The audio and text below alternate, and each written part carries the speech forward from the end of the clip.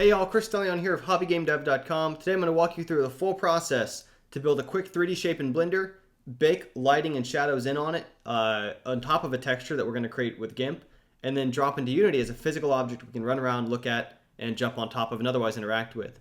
Okay, well, and just as a quick preview here of where we're going with it, this is an object in Unity. It's completely unlit as far as Unity is concerned, but all the lighting is baked into the textures. You'll see we have a texture pattern as well as multiple light sources, a little bit of self-shadowing going on. So this is all using free software that's supported on all major operating systems. So if you don't have blender.org to make a 3D object, if you don't have GIMP to make a texture or some other software, or Unity3D's free version, be totally fine to drop these things into, to follow along, download those, come right back. Of course, I'll be right here. Now, assuming you've already got those installed, let's hop over into Blender to quickly do our baked-in lighting solution. This is a new project. I just want to reassure you, I'm going to file new, just to show you got a new, untouched project. First thing I'm going to delete the camera. That has no reason to be in my way. I'm not rendering a scene here. I'm trying to build something to drop into a game. We start off with a cube in our scene, but let's go and make that into something a little bit more interesting, kind of, even if arbitrary, just so we can better see when we do a baked-in lighting approach where it can self-shadow and demonstrate the sort of powers or benefits of using this functionality. So I'm going to go to edit mode. I'm going to switch to the face view. And real quickly, let's do some sculpting. I'm going to right-click, E to extrude. I'm going to press escape to cancel the movement, but not the action of splitting the face. S will let me scale it down. I can extrude again. Click this time to save it. Left click. Okay, I'm going to build a little elbow, and I keep using the E key here to extrude. And now I'm going to use Control R to do ring cuts. This is going to let me make some little ribs into it. And obviously, your shape doesn't have to look exactly like mine. It's just kind of a starting point of something a little bit more interesting than the default cube geo to kind of see our self-shadowing on. Speaking of which, I'm going to maybe drag this face out, drag that face out. Actually, I'm going to Control Z twice, a few times to undo both. Right-click, scale, X, Y. There we go. Y-axis is what I want. There we go. And now back to my face editing. Holding down Shift, E to extrude. Holding down Shift lets me select multiple faces. There we go. I just want to make a simple, arbitrary shape that you can see some shadows being cast on. And if you don't follow at all what I just did there, I do have some longer form videos that'll help walk you through it. Recently made about using Blender to make some light hook levels. But for now, hopefully you can get some sort of shape built. And I did want to keep the light in the scene. So I'm going to press Tab to go to object mode so I can move my light. And what I'm looking for here is when I go to rendered, so this circle down here can select between textured, rendered, and so on. In rendered, I should see some shadow being cast on the object. Now, speaking of which, one of the first things I'm going to notice too is that this is Blender's render mode. I want to change that to Cycles render. And the reason for that is because that's going to be instrumental to how we can bake in lighting. I'll explain that as we get to it. But so now when I move the camera around, it should look fuzzy instead of, I guess, laggy and sharp is the Blender render. Cycles render is based on sampling method and is, like I say, a little bit more pixely when you move it around, but it gradually refines the image when you stop. So I can go back out of rendered view into solid. And what I want to do, I just want to position this light somewhere where I can see a pretty good shot of the shadow cast on itself. There we go. So now I have a pretty good view here of like the shadow being cast from the top portion onto the bottom portion. And that's going to help me see and prove to myself that we're baking in lights the way that we're expecting to. I'm going to go back to solid. Now, one other thing that I want to do too is adjust. Let's have a second light and adjust the relative strengths and brightness and color and so on. I'm going to use Shift D to duplicate that light. Shift D, D for duplicate, of course. I'm going to move the light kind of over here, maybe down a little bit. Okay. And now I could go over here to change some of the light's properties and stuff, but we're actually going to want to know that we're going to use the node editor to affect its strength and stuff, which actually, well, so to do that, we're going to click on use nodes, and we're going to show you the node editor in a second when we get to the texture portion. For now, we'll just use it for the lights. This will let me affect the strength of the two lights. So I can go over here to rendered view. You can see that this light's lower and closer to it, but I could change its color to, let's say, I don't know, cyan. Yeah, there you go. You can see it's kind of blending in. Or maybe let's do green's probably a little more different from our white light, so we can kind of better see the difference. You'll see multiple shadows being cast onto it. Size doesn't actually have to do so much with the brightness so much as it does how smooth or sharp the shadows are. Very small size will result in very sharp shadows. And a bigger size is more like a long fluorescent light tube, which results in a fuzzier, kind of more spread out shadow. And strength, of course, can be used to affect how strong or how bright that light point is. If we cast this up to, like, say, 1,000, it's going to be incredibly intense. On the other end, if we have it down 50, half of its starting strength, it's less noticeable. But whoever you want to play with, that's how we do it. And if you're not seeing these controls, like so for this light, I don't see there, I don't have the strength value, I just have the color. You can click on use nodes to be able to control that strength and stuff for your lights. So I have a couple lights in my scene. I have a little piece of geometry here that I want to light. It's all a single mesh. It's going to be important to us for Collider in Unity as we get there. Now the next thing I want to do is I want to bake in lighting. And what that means is that right now, when I move this camera around, in order to see the shadows and the lighting, it's really, really laggy because the computer has to keep recalculating every last detail about the shadows and where the lights can and can't see, where the object's casting a shadow into itself, and so on. But, oops, didn't mean to do that. But what we can do instead is bake that in, so it's going to paint the texture based on that lighting. So I'm going to drag this corner to split the pane, use this box down here, go to UV image editor. Okay, now the first step I have to do, I have to say new image down here, and I can name it, let's say baked surface. 1024 in each dimension is fine. We don't really need any color or alpha or anything like that. Click OK. Should just see blackness. Now we're going to need UV coordinates to map different parts of this image space onto our object. So I'm going to go to edit mode. I'm going to make sure that I'm in face selection down here. That's this third icon. I'm going to press A a few times until everything's all selected. So select all or deselect. Click on shading UVs, go to unwrap, smart UV project. Now by default, so mine's already turned up. By default, you'll often see island margin down to 0. We want to turn that up to 0.06. And what that's going to do for us when I click OK is in this automatically unwrapped UV, it gave us gaps between different sections of the UV mapping. And that's important because the baked-in lighting solution bleeds a little bit around the edges to help reduce seams or cracks or any of that kind of stuff happening. So that island distance is going to help us out here. So now we have those objects, but the next thing we're going to need to do to bake the lighting onto this texture is we're going to need to use the nodes. And so I'm going to drag down this top corner handle, click on this cube over here to change this into our node editor. And now I'm going to go to material view. That's the kind of a lens looking thing over here. And we already have a material on our object. Our object's still selected. You know, if you're not seeing what you'd expect over here, maybe your light's selected or something, make sure your object is selected. So now we can click on use nodes right here. And just like the light gave us better access control by using use nodes as part of the cycles render, same thing applies here. I'm going to get rid of this pane over here with the in key, by the way. We don't need that stuff on the right. You'll see it has the diffuse BSDF material output. That's what we expect. That's what we want to see. And once again, just to call emphasis how important it is to be in cycles render, here we're going to go to add texture, image textures.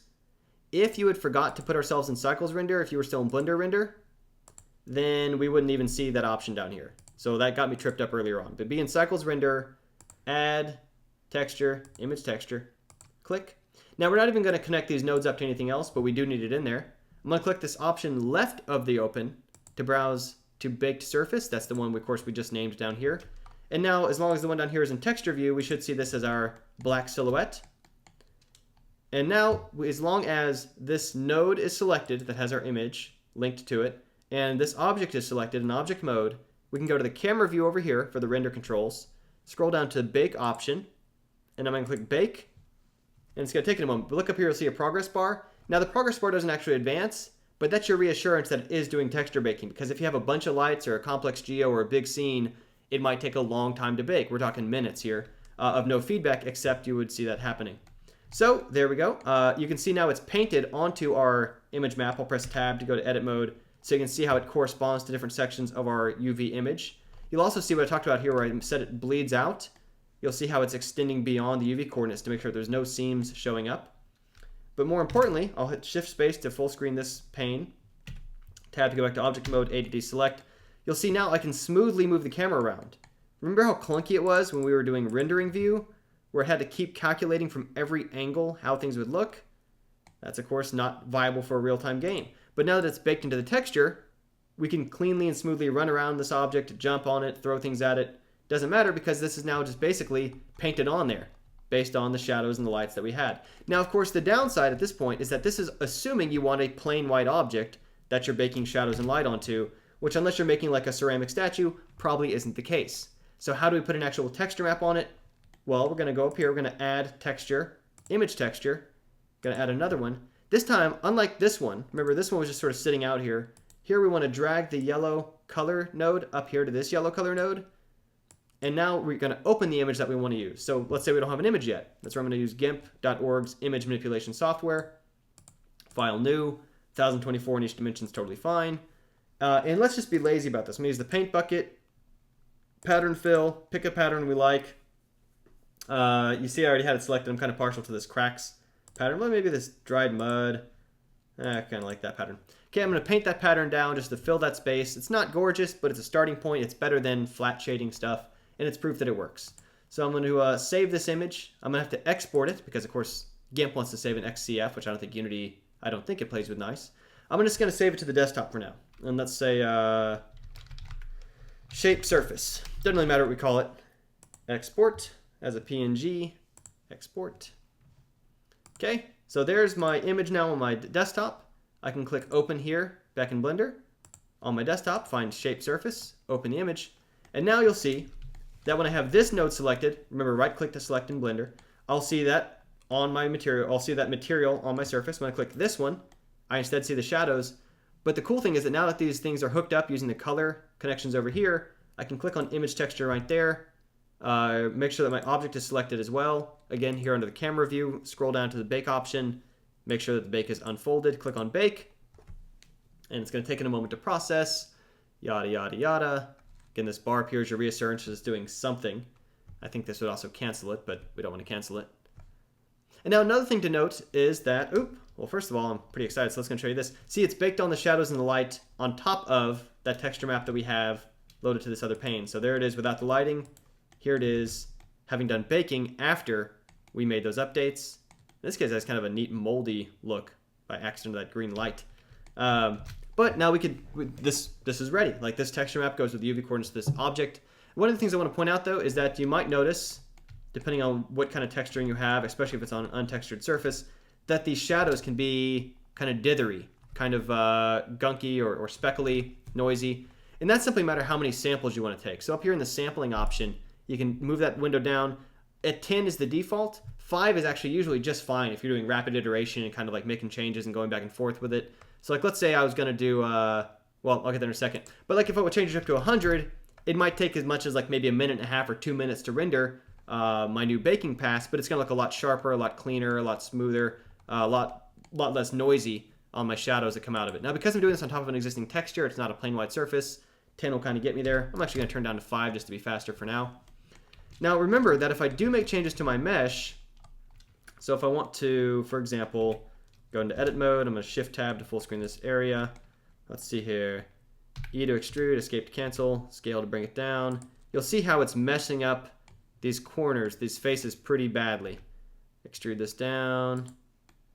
And of course it has no idea how it should map those spaces, right? Because how would it know?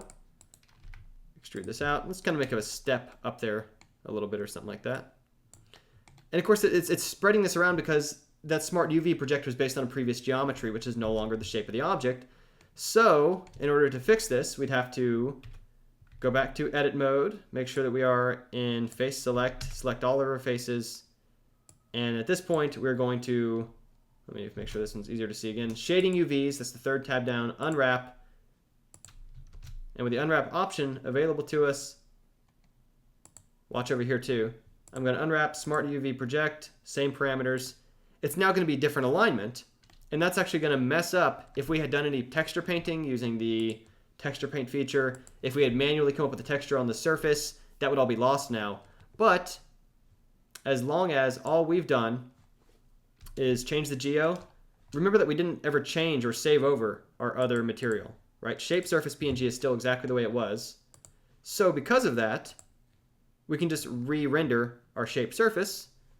This node selected, this object is selected with right click, camera mode, or for render options, scroll down to bake, click bake, and I'm only on 5 samples, so it should go a little bit faster.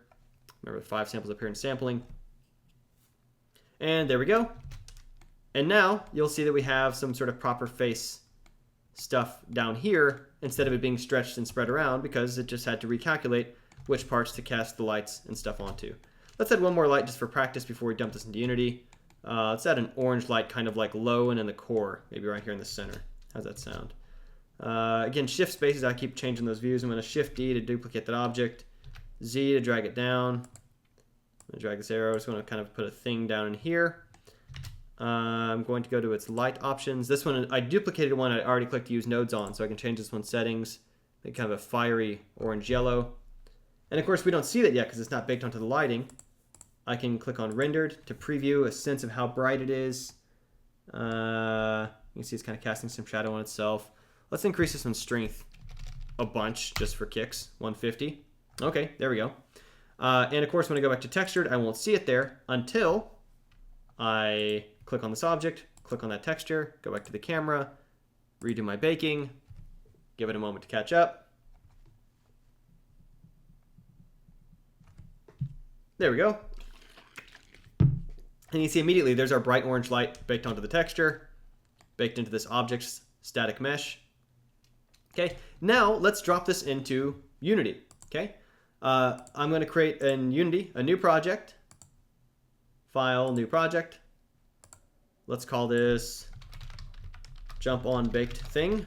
I'm going to import the character controller so we can real quickly and easily put a first person controller in there to run around and look at it. Now, a thing to remember about baking lighting is that because it's assuming certain light sources, it's actually fairly important to make it a static mesh, a part of your environment like a statue or the hills or something else where it's not moving in relation to the light sources. Indoor walls, indoor hallways, outdoor things where time of day doesn't change are great ideas, great targets for baked-in lighting. Less so like a character that's going to have to be bending and moving around, because then, you know, the shadows and so on you just expect to change when the object rotates. We don't need a new version. All right, so we have a new project. I'm going to first of all just add in a ground plane because I think that's going to be. So let's make that. Let's scale it by 5 in each dimension so we have a bigger ground. We're going to go to standard assets, character. Let's throw in our first-person character. Let's drag it up so it's above the ground. Since first-person camera comes with their own, first-person character controller comes with their own camera, we can delete the main camera from the scene. And if I press play at this point, it should be able to just run around in Unity. There we go. I'm in Unity. I can see the horizon. I can run. I can press spacebar to jump. I can, of course, jump off the edge of the world. Doesn't matter. Now we have this directory. Let's save it. Control S to save the scene. Let's just call this main scene. Okay. As to figure out where to save our Blender model, I'm going to right-click here, Show in Finder, or Show in Explorer. View in Finder is, of course, the Mac equivalent. And I can see here it's Crystallion Documents, Jump on Baked Thing, Assets is our folder. So let's save this model there. Save as, let's see, Crystallion Documents and Jump on Baked Thing, Assets. Okay, let's call this Statue. Save as Blender file. Now the other thing is we're going to need that texture. Even though we generated this map and we can view it inside of Blender, the texture hasn't been saved. That's part of why it has an asterisk down here by image. Image. Save as image. And again, we want to go back to the Unity folder. It's nice to keep all of your images and models and stuff together with your Unity project instead of having them scattered all around your drive. Baked surface PNG. Okay. Now when I go into Unity, it'll take it a moment. It's going to fresh re-import that Blender model and that texture image that we exported out. Okay, and now I can drag in statue. Here's that statue object. And I can, it wants a texture on it. There is a materials folder that Blender created. We didn't actually hook it up, that stuff in Blender, doesn't really matter. Since we have a single mesh, we can simply select our object, take our image that we've exported, and drag it here onto texture. And there is our object. Shift space will also create that effect of sort of focusing on a pane in Unity. Now, one thing you're going to notice is that this might appear kind of dark compared to how it looked in Blender. And that has to do with the fact that we don't actually have any real lighting in this scene to call attention to its sort of existing lighting. One solution I like to use for that sometimes is I'll select my object. Instead of using the diffuse shader, which allows environmental lighting to still affect it, I'll change this one to be unlit texture. And that'll really let the full baked-in sort of lighting do all the work for you, and it'll completely ignore the environmental lighting around it. Even faster, despite still being pretty. Okay, so I press play, and there's our object. You can see here it is in Unity. Again, there's like 0 dynamic lights in this scene, but we have this kind of very nice looking statue or artifact or part of a, ancient whatever. Now, I currently can run right through it. I can't yet jump on it. And of course, I named the project Jump on This Big Thing. And as I promised you, we'd be able to interact with it. So let's set up its collision mesh. I click on the object. I go to Component, Physics, Mesh Collider. And by default, it's selected the mesh cube, but that's the right one. Because if I click on the circle, I'll see like there it's called cube. Because that was, remember we started with the cube and we did a bunch of extrapolations or extrusions to make it work. So now, sure enough, I can run and I can jump on it. I can step on the stair. I can climb up on it a little bit. I can't quite reach the top, but, there it is. I can now shoot grenades off of it or otherwise interact with this thing. Raycast will hit it and all that jazz. Now, let's say I want to rename this thing from cube. It's a bad habit to leave it as cube because we wind up with a bunch of meshes called cube in there. I should call this out in another video, just put it in one place. That's because of right here in Blender in the hierarchy, because the cube was the name of the first object. I'm going to right click, rename that. Let's call this statue mesh. File save. Going to go back into Unity. It's going to take it a moment to re-import it. And the first thing that's going to happen is it's going to lose track of that connection. It says missing mesh. I'm going to click on that and say statue mesh. There we go. And we should now be good. Yeah, we're good. And more importantly, that mesh that we're linking to isn't just called cube. So that's all I got for now. Hopefully it's been helpful to somebody out there who wanted to get a, see how baked lighting can happen on top of an existing kind of like texture pattern to be dropped into a playable Unity environment. If you've got questions, as always, I'm happy to try to provide some answers and help. It's Chris Dalion here for hobbygamedev.com, and I'll have some more content for y'all soon. Thanks so much. Bye-bye.